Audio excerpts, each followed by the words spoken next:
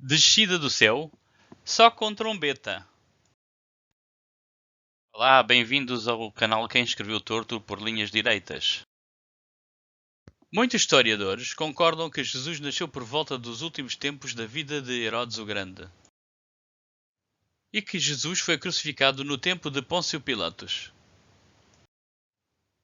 Os historiadores também concordam que Paulo escreveu as suas cartas entre 50 e 60 da Era Comum. Um dado histórico sólido é que Flávio Tito destruiu o Templo de Jerusalém em 70 da Era Comum. E que os Evangelhos só começaram a ser escritos depois de 70 da Era Comum por autores anónimos.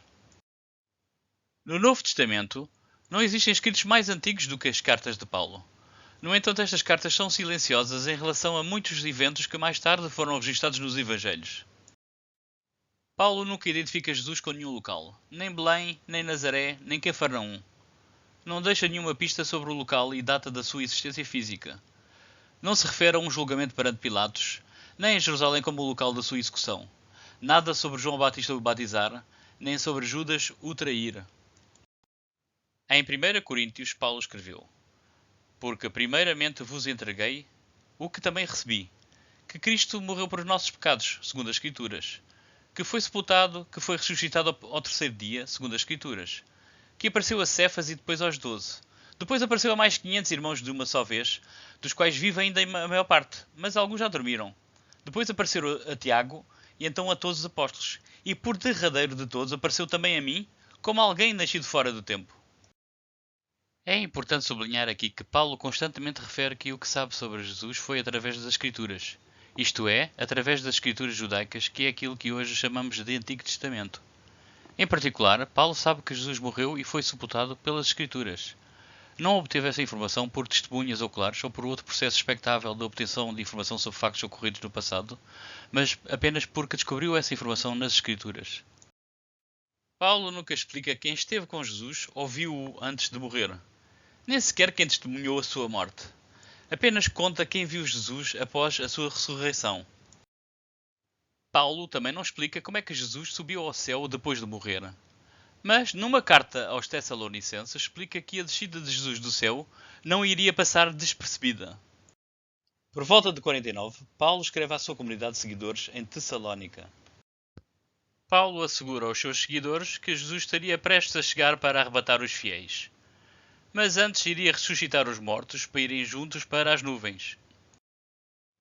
É possível que a comunidade de fiéis em Tessalónica tenha sido fundada 1 ou 2 décadas antes de Paulo escrever este texto.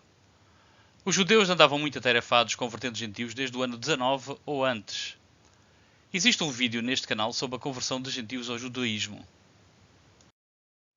A comunidade de Tessalónica, tal como outras, terá sido fundada com a mensagem de que o Filho de Deus iria vir brevemente, muito brevemente. Entretanto, passaram muitos anos e, naturalmente, alguns dos membros desta comunidade morreram. E os que estão vivos mostram-se ansiosos ou confusos com qual será o destino dos fiéis que morreram antes da chegada de Cristo. Paulo diz na sua carta: Não queremos, porém, irmãos, que sejais ignorantes acerca dos que já dormem, para que não vos entristeçais como os outros que já não têm esperança. Porque se queremos que Jesus morreu e ressuscitou, assim também aos que em Jesus dormem, Deus, mediante Jesus, os tornará a trazer juntamente com ele. Dizemo-vos, pois, isto pela palavra do Senhor, que nós, os que ficarmos vivos para a vinda do Senhor, de modo algum precederemos os que já dormem. Porque o Senhor mesmo descerá do céu com grande brado, com voz de arcanjo e o som de trombeta de Deus, e os que morreram em Cristo ressuscitarão primeiro. Depois nós, os que ficarmos vivos, seremos arrebatados juntamente com eles nas nuvens ao encontro do Senhor nos ares. E assim estaremos para sempre com o Senhor. Portanto, consolai-vos uns aos outros com estas palavras.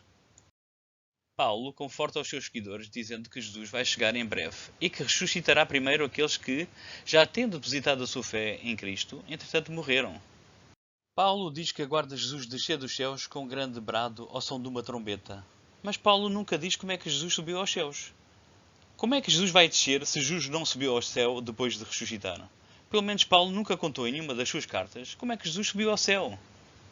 O que é que podemos extrair desta passagem de 1 Tessalonicenses? O Jesus de Paulo nunca esteve na Terra.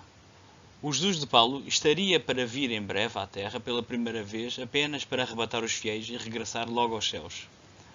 O Jesus de Paulo não é o Jesus da Nazaré. Em 140, Marcion mudou-se de Sinope, sua terra natal, para Roma. Lá desenvolveu a sua teologia. Na sua teologia havia o Deus Pai, que era perfeito, e o Deus Yahvé dos judeus, que criou o mundo imperfeito. Desta premissa, seguia-se que Jesus nunca se fez carne imperfeita, mas apenas se mostrou com aparência humana. Jesus descia do céu e aparecia. Tertuliano, no seu livro Contra Marcion, diria mais ou menos isto. Mas como é que Jesus aparecia? Como é que ele descia do céu se ninguém o viu descer? Para ele aparecer vindo do céu, tinha que ser visto durante a sua descida. Marcion defendia uma doutrina em que o Deus Pai, revelado por Cristo ao apóstolo Paulo, era o ser supremo do mundo espiritual. Este Deus Pai era perfeito e, consequentemente, não deveria ter qualquer relação com o mundo físico imperfeito.